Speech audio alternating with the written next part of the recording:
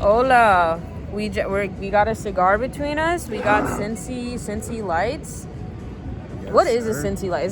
That's a beer, It's a right? beer. It's a lager. Yes. Oh my God, I sound like a millennial saying that, but It's a good one though. It's really sweet. Doesn't taste like beer. this is what I drink at every Bearcats game. Go Cats. Good shit. But we just finished Backrooms. That shit I cannot. was insane. Fuck whoever said it was ass, bro. They're just not used to it. I was genuinely watching it Yeah. like this. Like that shit was genuinely scary. Horror movies don't get me like that, but that one got me. That was a beautifully made movie. Only thing is, I wish we had more lore about, like, the lore of the back. Like, you know what I mean? I wish for someone who isn't, like, online enough to know the lore just from being on the internet, I wish that there was, like, a little bit more information about the world to help with the immersion. We were both looking it up. We searched up the lore and we ended up at the same Reddit page on subreddit spoilers. But essentially, it's this one. Spoiler alert! It's essentially this one company, Async, and I feel like there's room for a sequel to explore Async a little more. Explore a little more. Some would say I'm a poet. Bars, Right. But I think that's good. I like that there's not too much explanation. What I did want is that it's very clearly a horror movie in the sense that, like, the character, what's his name, Clark, isn't very developed. Yeah, that nigga was slow. Yeah. Like, He pissed me off consistently. And then the entire missing footage part between him, Kat, and what's his name, Bobby? yeah, Robert. Bobby, Yeah, Robert. Whatever the fuck his name was. Yeah, all of them, like, basically, like, dying, running away, whatever, to him being like, I like it here, and, like, eating from a dude. We're missing that whole descent into madness, which I Yeah. think at least some connection. When we looked it up, that's when we put the piece together. People were talking about how the woman was the ex-wife, like that mannequin, and then Well, I assume that Yeah. the mannequin was the ex-wife because, like, he ripped off the yeah, hair. I was about to say, and then, Yeah. like, you got to think about, like, the way that, like, she was just standing in the corner, and he was like, hit the lights, please. The second he said, hit the lights, please, I was like, oh, that's Barbara. Because remember, at the beginning of the movie, we see a picture of him and Barbara. This is like one of those blink and you'll miss it kind of things. Yeah. There's a picture of him and Barbara. It's like on the fridge or something. I forget where. But like, I we thought see she a was picture. blonde. No, she was a redhead. Oh, shit. In the I picture, missed she was that. a redhead. I So missed like that. the first time that we see them, I was like, who the fuck is that? Like, Yeah. you know, obviously it's like a jump scare scene. So like, my initial thought is getting scared. But then when we see her again and she's just standing there, I'm like, oh, that's Barbara. Like, It makes I know sense. for a fact that that's Barbara because of the picture. I was like, oh, she's distorted. That's why she looks like that. There's also something to be said, because I thought about this when he's ripping off her scalp. I was like, it's so easy, both, like, I don't know, I guess How psychotic people in nonchalant general. he was about it. Yeah, like psychotic people in general, and also like male characters inciting violence so easily on women. Like, that is such a trope, I guess, in movies. And it's like, it's always women suffering at the forefront of the camera and this and that. And it's like, it doesn't even have to move the plot. It's just a thing that always has to happen. So there's something to be said there. Because I was like, this is gruesome. This is humiliating. If that woman was conscious in any way, shape, or form, that is humiliating, frustrating. Having the scalp and the hair be put on Sarah, is that her name? Mary? Yeah, man. Mary. That is also like, and she was like, Clark, please no. And my heart broke, bro. Like, I could feel that pain. So that, we're lighting it again. That kind of, that hit me. I'm not gonna lie. The lights shut off. But, that was a good movie. That was a good movie. That scene at the dinner table was very... Yeah. I think was that a was the highlight. best scene of the movie, Yeah. honestly. And I'm glad because that was like, what, late Act 2, early Act 3? Yeah, also, by the time he was pretty much dead, or like Clark, running away from the monster in the pool area the first time before he descended into madness, I was checking the time. I was like, there's no way he's dying, and we still got 40 minutes left in the movie. Yeah. But Hence, I should have known there's plot armor there. A little bit. Again, spoiler. Yeah, but Yeah. it's like, yeah, I don't know. When I watch movies, especially horror movies, like, I feel like every person who watches it is like, we all know, like, yeah, the titular character is never going to die this early in the movie. But it's like, we still get enough of the suspense to make us forget about the logic. Right. It was, I don't know, the chase scenes also, they're always going to be scary, right? Like, whether or not you're watching it in, like, The Nun or, like, this or that. But, like, this felt so prolonged. There was so much to work with because it's infinitely, like, randomly generated rooms or whatever. That's what Yeah. excuse me, that's what I love about the movie is, like, as a fan of, like, horror movies is, like, a medium of art, I think they got right a lot of the elements, like the whole don't show the monster too early kind of thing. They did a great job with that because there are a few scenes where you can almost see it. You can see a shadowy entity. Exactly. You can see like a silhouette, maybe just a little bit, but enough to scare you, but not enough to ruin the surprise for when we finally get the big reveal. Because also I feel, well, actually the big reveal was good because it wasn't some random like Slenderman basically. Yeah. It was personal and it was relevant to the time. You could see it being recycled as, you know, titular characters enter the thing, you know. At one point it's, what's his name? Clark? Maybe previously some other psychotic person that went down there was like, this is my kingdom. You know what I'm saying? Like, yeah. It's definitely... It was scary. It was scary. Oh, yeah, because in that scene it literally says, like, I don't know who signed off on these floor plans. Yeah. It changed. I don't know whose handwriting this is, but it looks like mine. Like, I thought that was him. No, I think those were two separate messages. Ooh. Because who was in the drawing? The drawing was like the Slenderman lifting up somebody. Maybe it was him in the drawing, like a prophecy.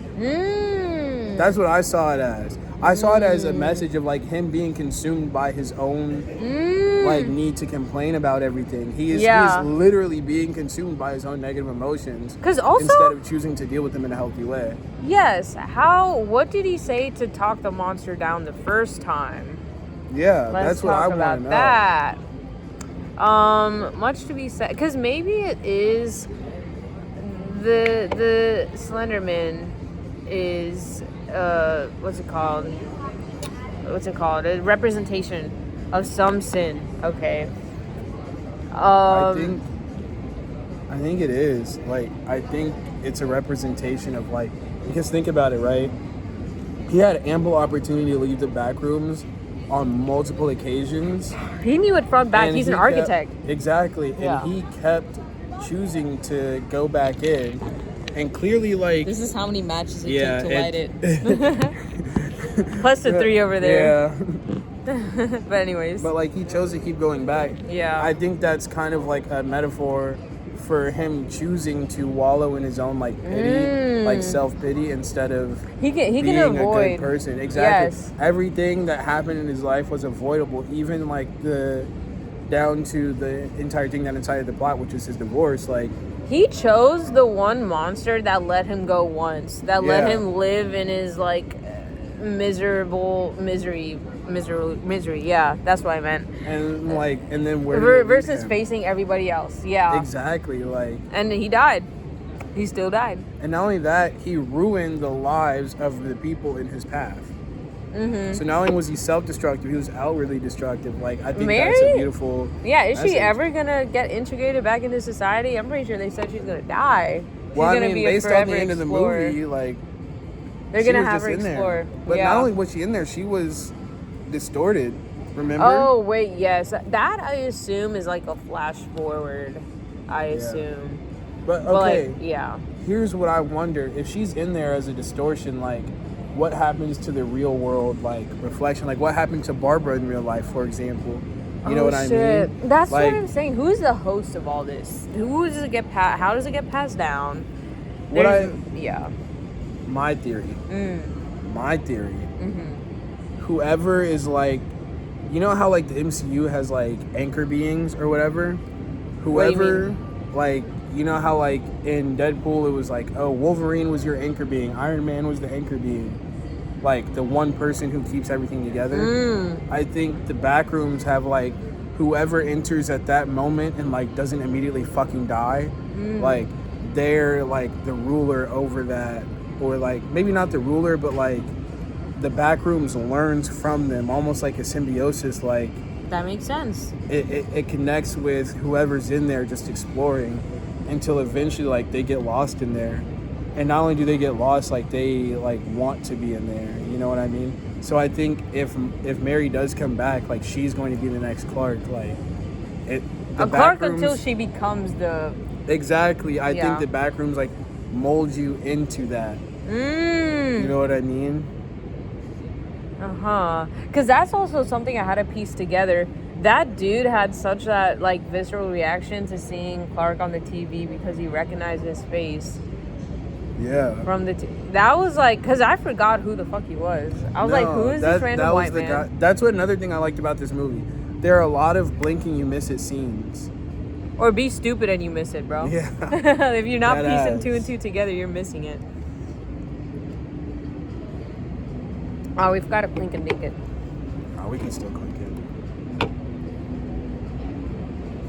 Honestly, good movie. Now next, I have to watch Obsession. He already watched it. Yeah. I'm gonna keep my mouth shut on that one, but it was good. So I basically heard it's like women will go with their boyfriends and then the entire time they'll be like, I told you so, basically. Essentially. Funny enough, I actually watched that movie on a date. Lore. We'll do that when the camera's off. Yeah, but I think like the messaging and Obsession is really good. Okay. It's a very good allegory for rape and sexual assault. And not only that, but just like general misogyny in the way and when it comes to like gender roles in society. Interesting. I'm interested. Okay, I either watch it this week with somebody or I have to watch it back in Houston. But hopefully Rachel would be down to watch it. Yeah, I don't know if I can watch that a second time. That shit was it like, gory? It wasn't gory. It was just creepy as fuck. Like, Backrooms was creepy, but, like, Obsession was, like, it's so creepy it makes you uncomfortable. Like, I remember being in the movie theater and, like, literally having, like, a visceral reaction. Like, it felt like... Okay, so I can't go with a stranger, like somebody I just met. I need somebody I can hold hands with. Yeah, okay. You need to be able to, like... That's why I was low-key glad I was here on a date, because I had to grab her hand a couple times. Like, no, I'm scared, actually. Yeah. Help me. This man went to the military, by the way. Special warfare, yeah. and a low-budget indie horror movie got me. Yeah, I'm glad that indie films are making such a big comeback, though. That was very needed. Now that I think about it, yeah, we haven't had, like, a big... Well, I guess by definition you kind of can't, but like we haven't had like a big indie movie in a minute. Right. I'm looking at what events are up. Anyways, ooh, that blinded me. Holy shit. Yeah. Okay. Very harsh light. That's beautiful. Gosh, look at what he made. Oh, hold on. Look at what he made. Yeah. Beautiful. Anyways, that was our. Any last things? Wait, rating. Duh. Oh. I give Backrooms a solid 8 out of 10. And I give it a strong 8. Okay. I would give it, as a horror movie, I would give it like a 9. 8.75 out of 10. 8.75. But storyline and everything could have been, or not storyline, maybe character development could have been improved. I think that may have been my real issue with it. Because I do think you're right about like, not having enough information does make it a little bit scarier. Because I feel like the less information we have, the more it feels closer to real life, if that makes sense. Because there's also no natural way to give away all the lore. Exactly. Like, he already had a huge-ass monologue.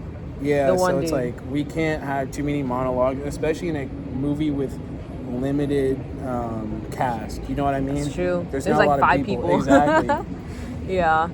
That was good. So that was good. I wish there was more character development. But the director, as a horror movie, it was great. Kane Parsons, he's like 20. Yeah, because he's the one who did like the Blender rendering or whatever of the original Backrooms back in like 2021 or some shit, 2022. He did a lot. Yeah, I think he did. You watched Attack on Titan? No. I watched a few episodes, but I didn't like watch it. Okay. Well, he did a rendering of like He basically reimagined Attack on Titan, like some of the scenes as real life, and he used a lot of like war footage, and he incorporated that with his own designs and everything, and that got a lot of attention. That's what actually people reached out to him initially for, or something like that. So yeah, Interesting. he's very, very. He did that at like 15, by the way. So he's obviously very talented. Very cool. I'm happy. Let's circle all the way back from big corporations back to indie. Yes. I agree. Back to small budget, back to specialization, back to art. Put art back in the hands of the people. Yes. Art is an extension of the soul. Okay. Yeah. My rating was that. Your rating was that. Yeah. So average 8.33. Period. There you have it. All right. Wait. No. Well, exactly. It would be 8.37. 8.375. Okay. Yeah. Thanks, guys. 16 Thanks minutes. for watching. I'm gonna start uploading these to YouTube. Hell yeah.